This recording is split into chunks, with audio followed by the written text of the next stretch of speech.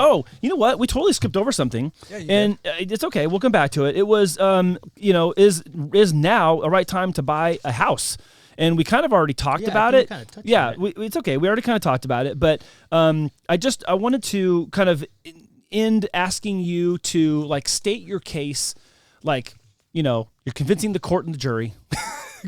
State your case for why someone should consider buying a house in 2025. Who wants to go first? I'll go first. Brian? Yeah. You always said, I'll go first. I'll go first. And you know what, this article, what I do like, I know that we've been discussing this, but this is actually a good share because it has steps of what you want to do.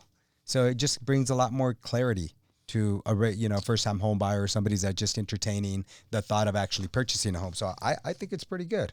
Okay. Because they understand the importance of it, right? So I like it. Brian, you want to state your case? Yeah. So, I mean, for first-time home buyers, we know it's hard to get into a house. Things are very expensive. What I would say is embrace the idea if you're, in a situation that you're able to house hack, buy with your friends, buy with the family, and try to, get your foot in the door. Now, if that's not the case and maybe the time isn't right now for you, then that's completely okay as well. Yeah. Go back to the drawing board, start saving up some money, create a budget, and find alternative routes to be able to, get yourself in that position. Now, if you're a seller, I would prioritize the presentation of your property. Why? Because I walked the property last week of a seller that was going to, put his house up on the market. And he's like, my house is ready. It's, perfect. I did this to it. I did that to it. You go walk in it and, it's a nice house. But what somebody, portrays as being nice or, ready, somebody else might have a different point of view. And also keep in mind that the prices of last year, the year before that, aren't the prices of today. So stay very, very, aware of what the market looks like. And lastly, if you're looking to refinance your house, like we mentioned plenty of times this last couple of minutes and last couple of episodes, get ready, submit your paperwork, run the refinance check, and you don't have to commit to anything if it's not there for you. So take those three strategies, and hopefully you could use them to use. Yeah. All right. Memo, you want to state your case? Well, no, I do like it. And let me just go here with good news, home buyers. There's economic uncertainty. Love it. Congratulations. That's how the article starts, which is awesome. The great thing is we do have a lot more inventory. So there's more selection for a buyer. We're currently at 696,000. We're anticipating that that's going to grow, especially with the rates that we're in. So I do like that idea that we have more homes in the market. There's going to be more where buyers don't feel they're going to be outbid by other competitors. And it all depends on the property. So perfect time. I'm totally like, go for it. If you could afford it, go into it now, But like Brian says, you got to be prepared. Be prepared. And that's why I like this article, because it takes people through the journey of what we have to deal with. Yeah. And it really goes in there. Obviously, we have home inventory, new home constructions, that's available. Home prices, they're pretty stable right now. Yeah. Things aren't going up as we saw the last prior years where people were outbidding each other by 10, 50, 100,000 people, so in Silicon Valley, moving down to here to San Diego. They were like, wait a minute, I'm buying a bigger home for this much. My home's already, I'm in it. I'll pay $100,000 more. No problem. Even for second homes, we saw a lot of that. Is it a good time to buy a house? And it tells you here, the answer in question, whether it's a good time to buy a house, for your personally, you must look into beyond the broader market forces.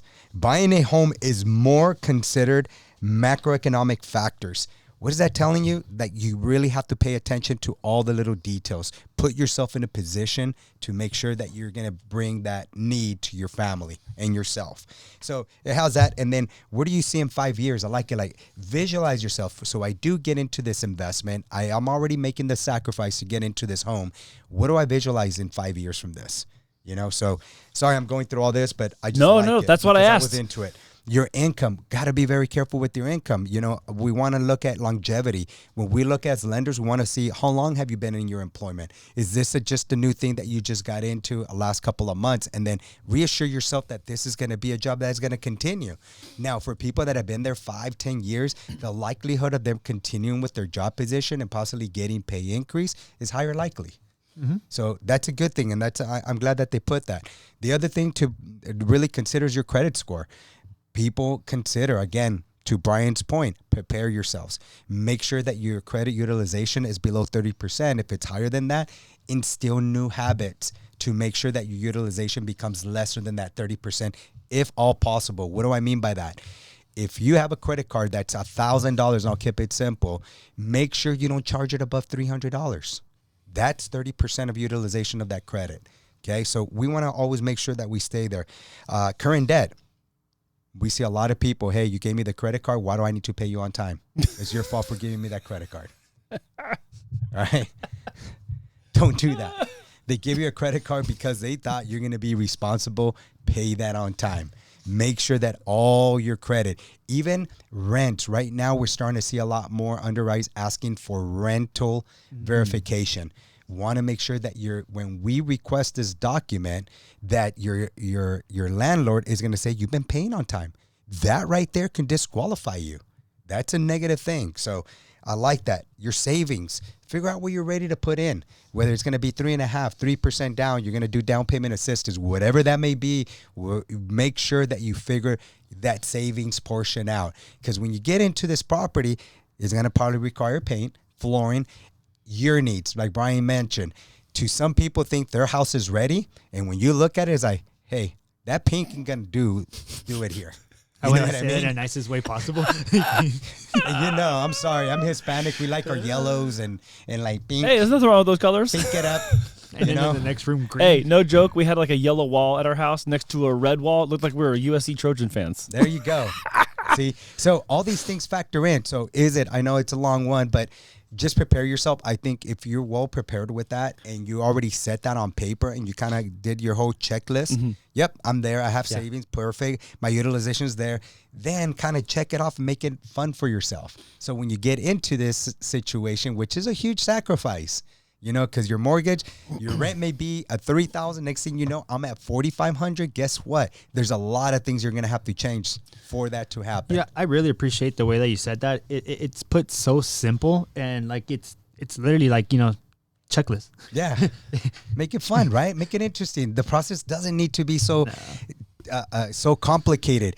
And again, like the saying says, tell me who you hang out with so I can tell you who you are. It also conforms when you're buying a home. Have a great realtor that's going to have the negotiation skills.